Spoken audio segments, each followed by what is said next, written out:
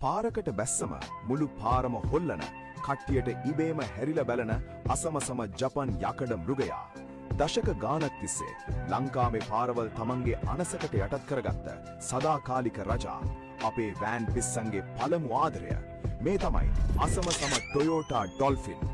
මේ යන්ත්‍රය උපදින්නේ ජපානයේ 1989 අවුරුද්දේ ටොයෝටා සමාගම තමන්ගේ හයි ඒස් පරම්පරාවේ 4 වෙනි පරම්පරාව H100 සීරීස් විදිහට තමයි මේක එළියට දාන්නේ.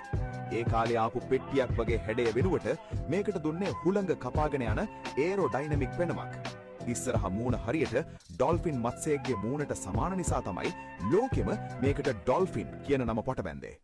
අදටත් අවුරුදු 30කට වඩා පරණ වුණත් මේ ජපාන් තාක්ෂණය ළඟින්වත් තියන්න පුරුවන් වෑන් එකක් තාම හැදිලා නැහැ. මේකේ පෙනුම ගැන කතා කළොත් ලංකාවේ කොල්ලෝ මේකට ලොකු ඇලොයි වීල් දාලා පහත් කරලා ඉස්සරහට ෂෙල් මුහුණක් තිබ්බම එන අර VIP ස්ටාන්ස් එක දැක්කම ඇඟේ ලේ රත් වෙනවා. මේක පාරේ එද්දි තියෙන ඒ ගාම්භීර ආක්‍රමණශීලී පෙනුම වෙන කිසිම අලුත් වෑන් එකකින් ගන්න බෑ. මේ ජපන් යක්ෂයාගේ හදවත මොකක්ද?